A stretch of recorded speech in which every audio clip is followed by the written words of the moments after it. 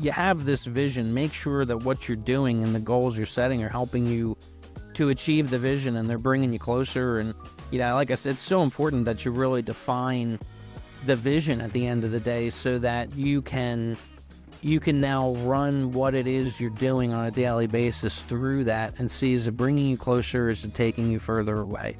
And it doesn't mean you need to stop doing something, but maybe it's something that you can delegate to somebody else on the team, or somebody you need to bring on to the team, or something you can contract out, or something like that.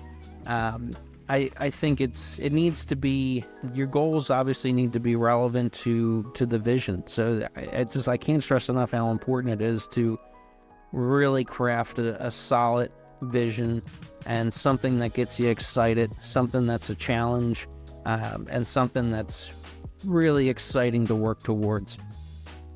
You're listening to the Accredited Investors Only podcast, presented by Accredited Life. Hello, and welcome to the Accredited Investors Only podcast, presented by Accredited Life. I am your host, Peter Neill. Boy, am I happy to be here with you today. This is an exciting episode that we have planned. We are on the third stage of living the accredited life, kind of to recap some of the things that we've talked about over the last couple episodes, and what we're going to be continuing to talk about not only today, but on the next couple episodes. So the Accredited Investors Only podcast, it is a podcast designed exclusively for accredited investors. Of course, anybody can listen to the podcast, and if you're not accredited, I think you're going to get a lot out of the show, and you're going to learn a lot of things. And I tell you this to stick around, But if you are an accredited investor, this podcast is designed exclusively for you, with you in mind. And we do have Accredited Life as well, which is our community that we're building kind of behind this podcast. So if you want to take these, living the accredited life and kind of the foundation and the stages that we have set there, if you want to take that deeper and you want to talk about, passive and active and alternative investing and private placements and real estate and businesses and VC, all that kind of stuff, go over to Accredited Life. Check it out. We do masterminds and things like that. So I'd be very excited to invite you into that. Like I said, that is an exclusive community just for accredited investors, where we can share and learn together, and kind of everybody has the same challenges and successes and things like that. So, like I said, this podcast is designed for accredited investors, and really how to live, work, and invest as an accredited investor. We've worked very hard, and a lot of difficult times and long hours and things like that to become an accredited investor, and to have that. And just to recap, in case you don't know what that means, what I'm referring to when I say accredited investor, I didn't come up with that term myself. That's defined by the SEC. It's somebody that has a net worth of $1 million, not including their primary residence, at least $1 million, and or you could be a high income earner making $200,000 as an individual, or $300,000 with your spouse. So that's what I mean by that. Definition gets a little deeper as well. So I do advise you to Google that and look at the SEC's definition of what an accredited investor is.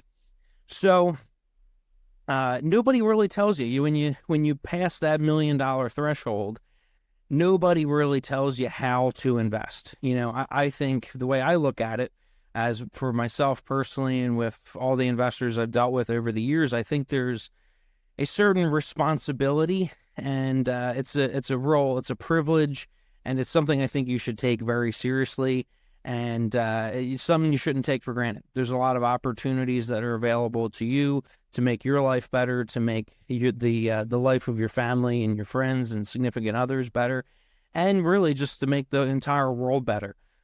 Through smart investing, there's a lot that we can do to better ourselves and to better the people around us and our communities and things like that. So it's not something to be taken lightly. I think I probably said this before in the last podcast. It's like the Spider-Man, with great power comes great responsibility. It's the same thing. Money and power are very similar, right? In a lot of ways. With great wealth comes great responsibility. So our goal here is to empower you to live your accredited life, and really make the most out of it. So to kind of recap what we've been talking about over the last couple episodes, I came up with Accredited Life many, many, many years ago when I was introduced to alternative investing outside of just stocks, bonds, and mutual funds and things like that. I was welcomed into this world of through a company that I was working for and raising capital for and investing in primarily distressed mortgages back in those days. But we ran an investment club as well, and that investment club brought in all kinds of different opportunities. I think that's, I've invested very heavily over the last couple of years in workforce affordable housing, primarily in the single family space, whether it be through rental properties, real assets, or through distressed mortgages and paper assets. But for years and years, I've looked at many different opportunities, from industrial to multifamily to self-storage, all kinds of different business opportunities and things like that. And there's a lot that you can do, and I think sometimes that can be very intimidating because you don't know what's right for you, what's right for the market and the times and where we're at now, where we're heading, all that kind of stuff. So before we get into all of that kind of stuff and the different opportunities and how to underwrite and do due diligence and all that kind of stuff, all the kind of what I think is the fun stuff, there's some foundational things that we need to put in place. And there's some foundational things that I have picked up on over the years that's helped me to get to where I am. But also I've seen people who are a lot wealthier than I am and a lot that have been there, done that, have a lot more experience and things like that. And it's the people that I look up towards and the people in my network that I've seen have an awful lot of success. These are some of the things that they do. I mean, so I kind of deemed it living the accredited life. It's essentially just another way of saying living your best life possible, and living a healthy, wealthy, well-rounded life. This isn't all about money and your portfolio and your net worth and that kind of stuff. This is about kind of holistic wealth. So you want to think about your health, you want to think about your social life, your family life, all that kind of stuff. So I came up with 7 stages to living the accredited life. And over the last couple podcasts, we've been going through those. So I'll reintroduce those to you. And today we're going to focus in on crafting the plan. So to reiterate, there's 7 stages. It starts with building a strong core foundation. So all of us have achieved a certain level of success in our career. Chances are there are things that we've done that have made us, experiences we've had, and things that we've done, people we've been around, all beliefs that we've held, all that kind of stuff that has helped us to achieve a certain amount of success. So, and sometimes what got us to where we are today isn't going to get us to where we want to be. So we want to really take the time to know ourselves. Sometimes I think we're constantly moving. We're so busy. We're always looking at the next greatest thing. We probably have businesses of our own and investing that we do, portfolios, and we're always looking at different opportunities and stuff like that. So we're always keeping busy probably in a lot of different ways in business and in life. It's important to kind of slow down and reflect. And in a lot of ways, this is like a life assessment. So hopefully you've started to do that. And as I've said many times, and I'll continue to say, come over to Accredited Life. We'll take this even further in kind of a mastermind kind of a setting. And you'll learn from other people who have done it. And we could take it a lot deeper than what we could do on a podcast, something like this. But revising, revisiting, redeveloping your core foundation, looking at what's made you the person you are today, the experiences, the values, what you value, what's important to you, all that kind of stuff. That's what we're talking about when we say the core, living the core, revising and revisiting your core foundation. It then moves into kind of creating the perfect vision. So perfecting your vision, where is it that you want to go? Now that you've achieved a certain level of success, what does that look like, a year out? What does it look like 5 years out, 10 years out? What does that the success that you've created, where is that leading you to? And what are your goals, right? I mean, what are some of your high level kind of vision? Where do you see yourself headed? All that kind of stuff. A kind of a morbid but fun way to look at it is, when you pass, what do you want that obituary to read? I mean, what do you want your legacy to be? This should be a fun activity. It's not. I don't want it to be morbid or anything like that. But sometimes that's a good way to look at it. When you're dead and gone, what do you want people to say about you? What do you want those experiences to have been? What do you want the obituary? How do you want it to read? That kind of thing. So that's one way to kind of start to envision and create that perfect vision for your life. And that's, like I said, that's something to have fun with. I think I mentioned this on the podcast about this last week. It was your imagination is going to be your limitation. And so you really want to get outside the box here. Don't limit yourself.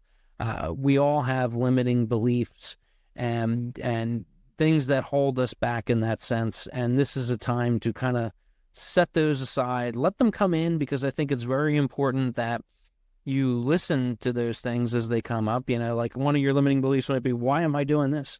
Why am I sitting down and taking time to dream about where I want to be and where I want to go and all that kind of stuff, and the car I want to drive and the house I want to have and what I want my family and my kids and, all that kind of stuff, where we want to go and travel to, all that, it's stupid. Listen to that. Take that seriously, and ask yourself, is that serving you? Has it served you? Is it serving you now? And is it going to continue to serve you? I suggest you take this very seriously, and you really do take the time to sit down and take each step here seriously, give it the respect that it deserves.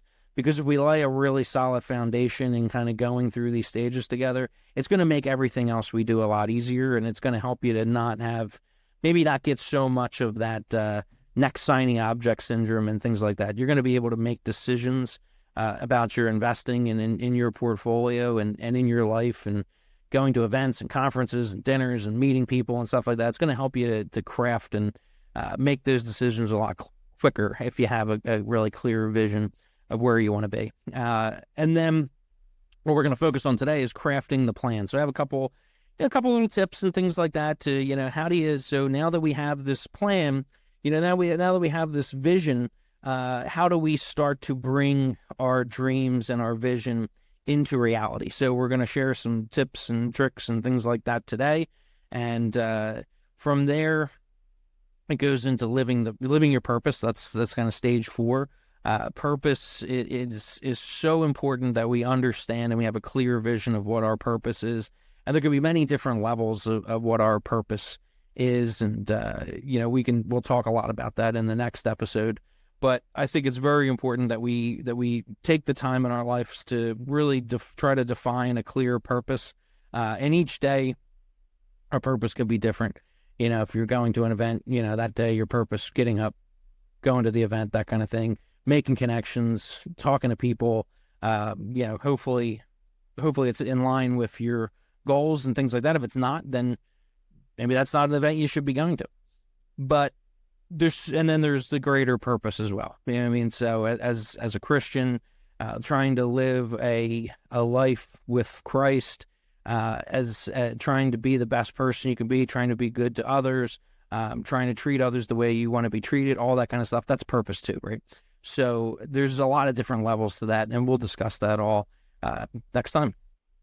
Then living your life. So this is about enjoying the ups and the downs. Not everything's going to be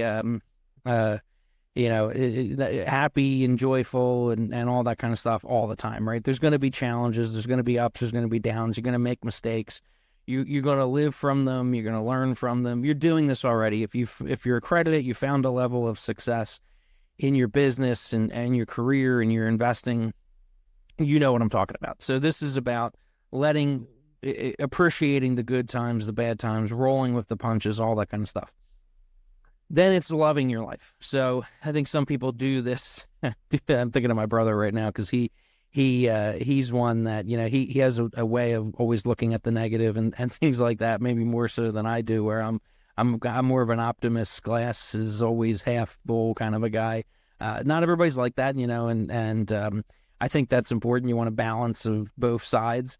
But this is about, taking the time to really appreciate now the good times and the bad times. This isn't just rolling with the punches, but it's enjoying the punches and kind of the dance, right, of swerving and weaving from them and maybe getting hit every now and again, that kind of stuff. So this is about really learning to love and enjoy your life and the good times and the bad times and all that kind of stuff. So the sixth stage of loving your life is really something that I think we all need to slow down and take time to smell the roses and appreciate everything. We've been blessed to have wealth and the opportunity to do the things that we do, make the investments we make, have the network that we have, all that kind of stuff.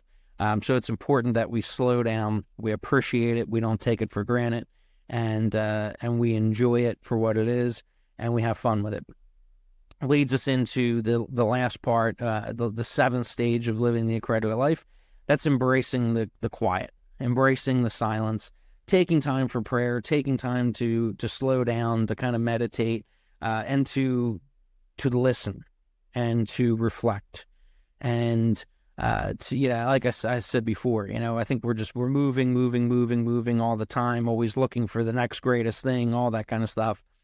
And life is moving that way too, right? It's a train ride till the very end that just keeps chugging along. And I think it's important every now and again that we, on a regular basis too, and I'm not talking, this is something I think you should do every day, maybe before you go to bed or when you first wake up in the morning, say a little prayer, have a little meditation, do something that kind of connects you with a higher power and connects you to your purpose and all that kind of stuff. And we're thinking probably all the time, lots going on up here. This is the time to shut up and to listen and to learn and to really try to implement those things on a whole nother different level. So that's a rundown, 7 stages of living the accredited life.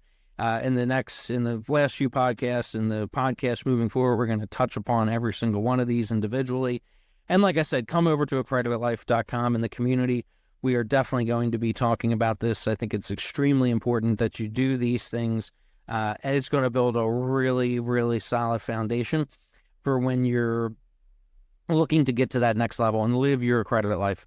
Like I said, accredited life for me was getting into alternative investments and doing the things that I'm doing now.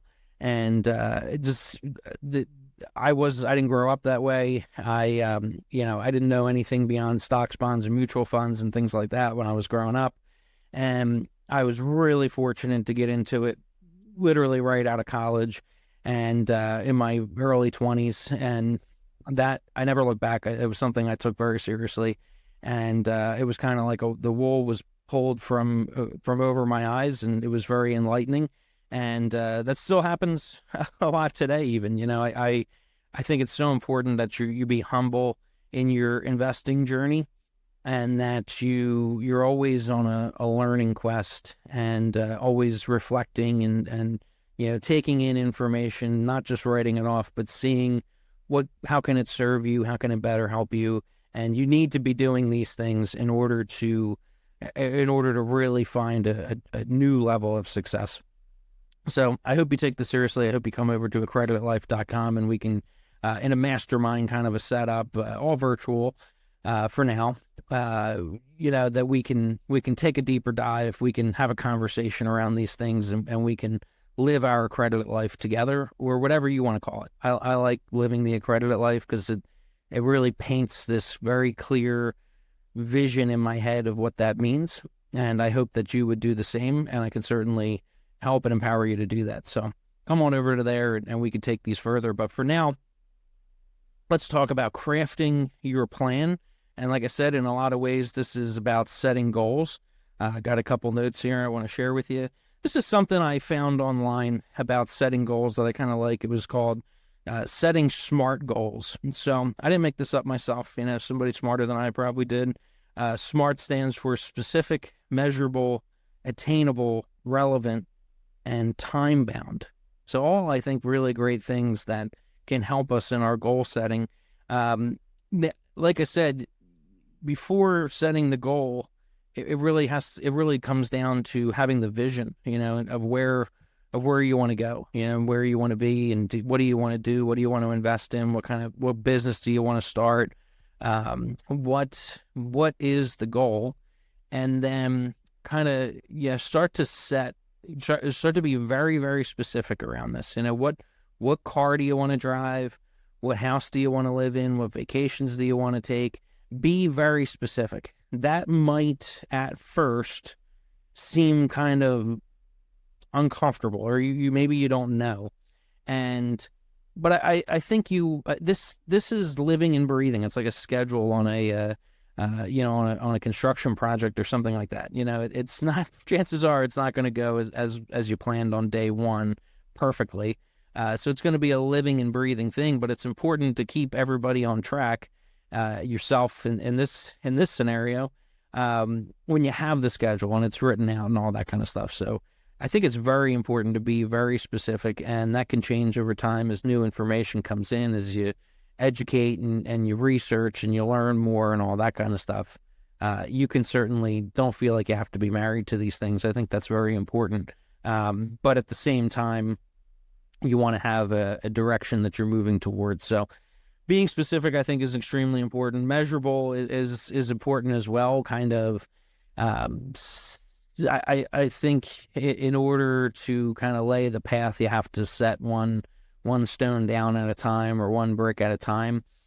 So kind of have this greater, this it could be a large goal to get to here or there, or whatever it may be, but kind of set measurable things along the way, so you're hitting those targets in the shorter term, and it's helping you to kind of feel more accomplished and like you're doing something, you're working, you're having these little achievements each day that is helping to lead to that greater goal and that greater achievement. Kind of creates some short term, what's the word I'm looking for? Some short term gratification. A lot of when it comes to goals and having a vision, a lot of those things, a lot of the goals might be far out, right? It might be a couple years, or maybe even more than a few years to achieve certain things. And it can be disheartening if we're not setting some measurable short-term goals along the way. And some things take time. You got to educate yourself. You got to have the right network, the right resources. You got to make calls. You got to read books.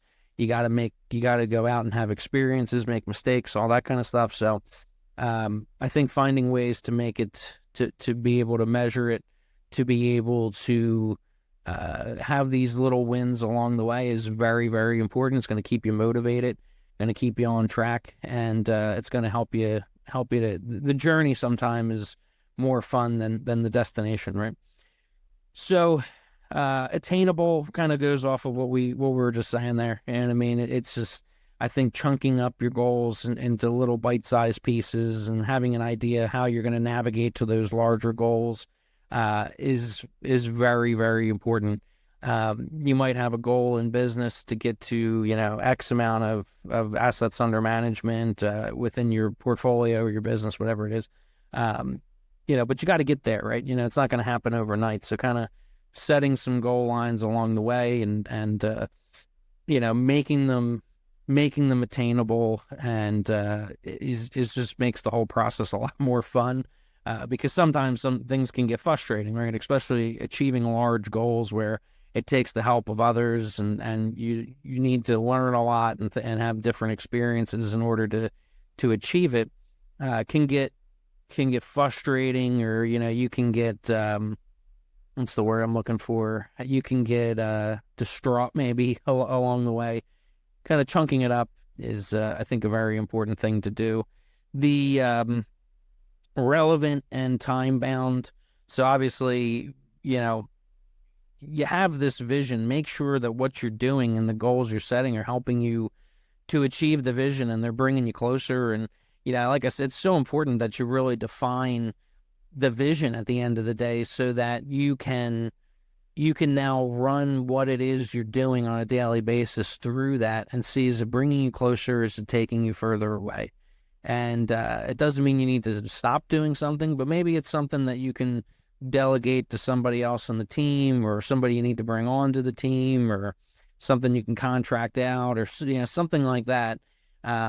I think it needs to be, your goals obviously need to be relevant to the vision. So it's just, I can't stress enough how important it is to really craft a solid vision, and something that gets you excited, something that's a challenge, and something that's really exciting to work towards.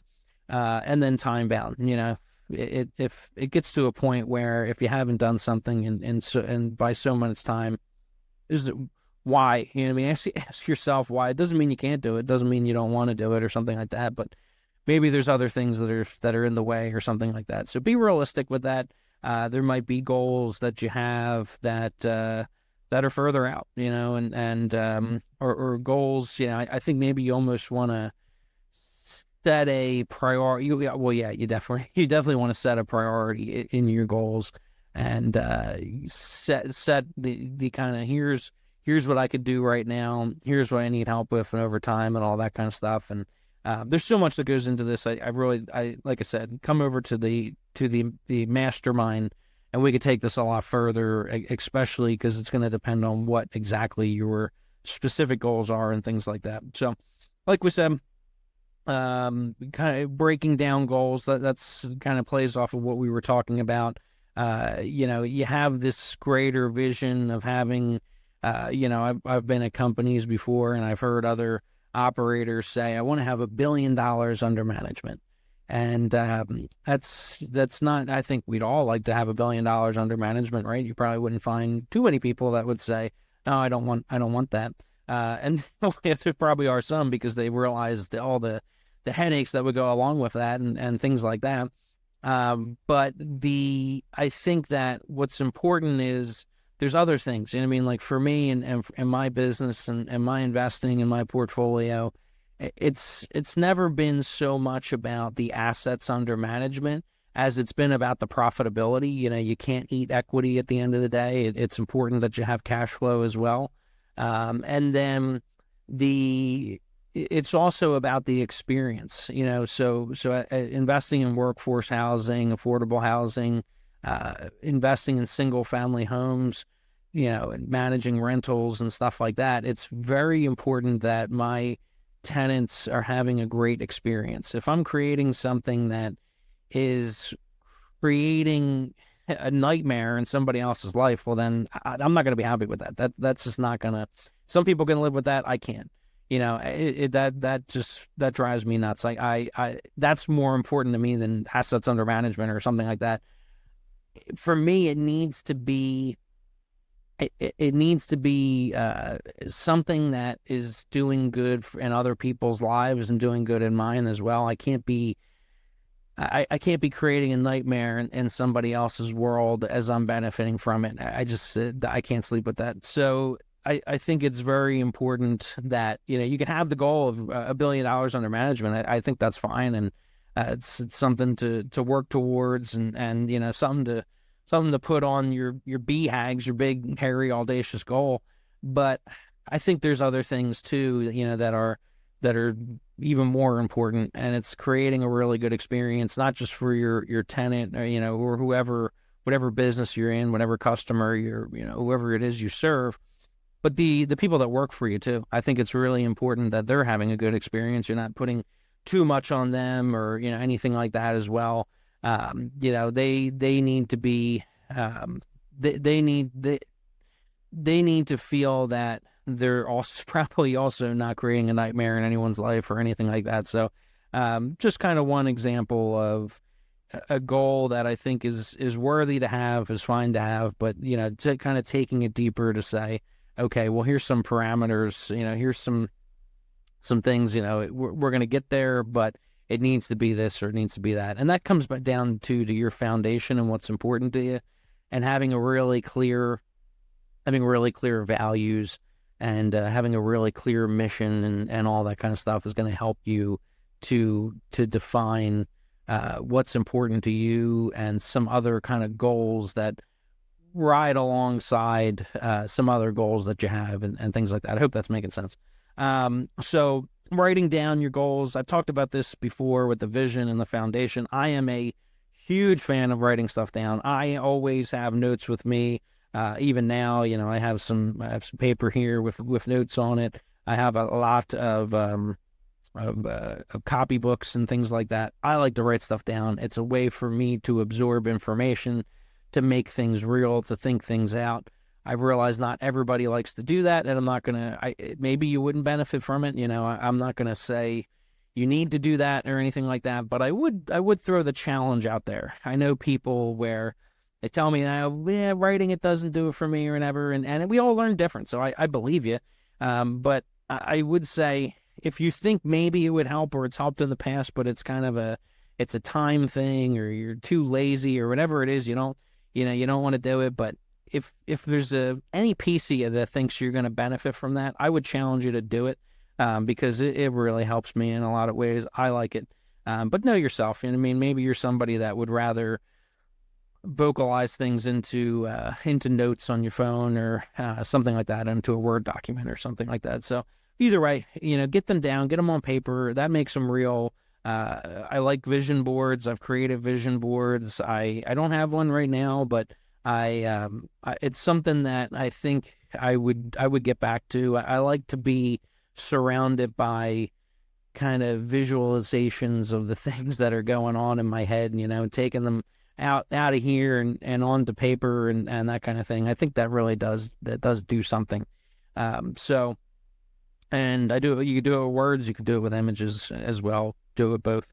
Like I said, setting realistic goals is just so important to help you to not get frustrated, to not get burnt out, and to feel like you're making, little achievements and having some gratification along the way. In the world we live in, where everything is about instant gratification, and with our phones, we have information at the tip of our fingers. We can now, with ChatGPT and AI, we can ask questions and get answers within seconds. And it's just unbelievable the amount of information we can get. And I'm 32 years old. I did grow up in a time where we would. You didn't look at, you used to go to libraries though when I was a kid, and we still used textbooks and things like that, and did projects and presentations and wrote papers and things like that based off of that. And I remember having what was it, Britannica maybe? Like it was textbooks on CD-ROMs that you'd put in. You'd start to do that, and then Ask Jeeves came around. My dad was big on. It was always, did you ask Jeeves? Now it's, did you Google it?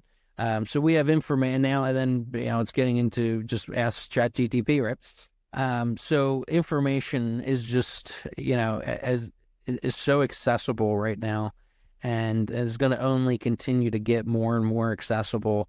That's instant gratification, right? You know what I mean? Instead of having to read a book or watch a big a long course or something like that. We can pick up stuff so quickly, just by asking Google and getting to what we need a lot quicker. And I think we should set up our goals that way as well. I think it's very important to set realistic goals with realistic timeframes. Start not realistic, start gigantic, and then work your way down. Man, I mean, I really think, like I said, start with that kind of obituary.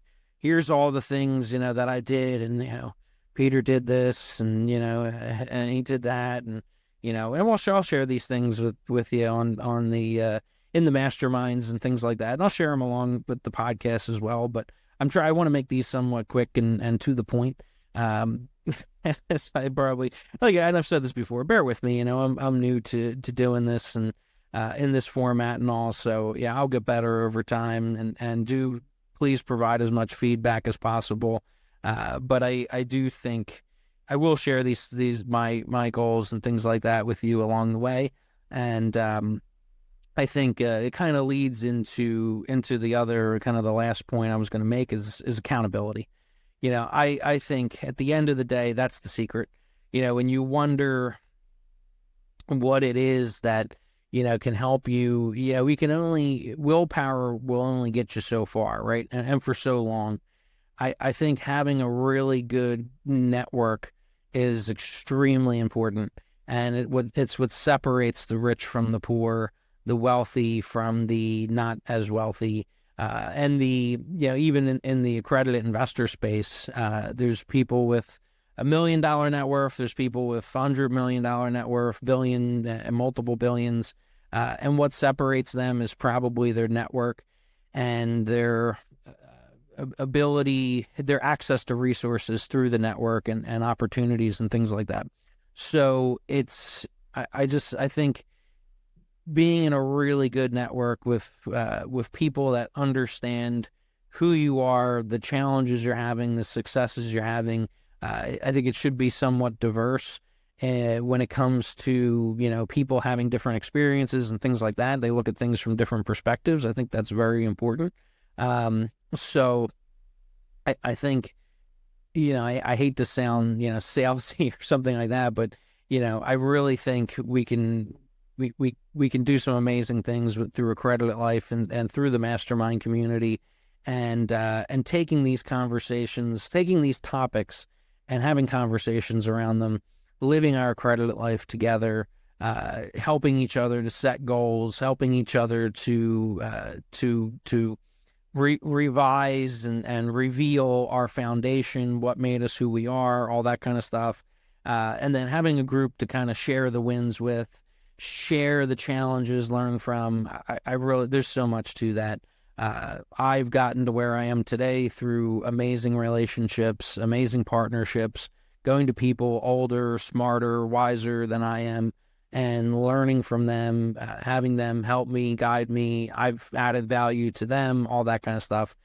So I really do think when you're looking to achieve goals, when you're looking to bring your vision into reality, having good people around you to help you to make that possible, to keep you accountable is very, very important. So we'll end it there. Next time around, we're going to pick up with stage 5, living your life.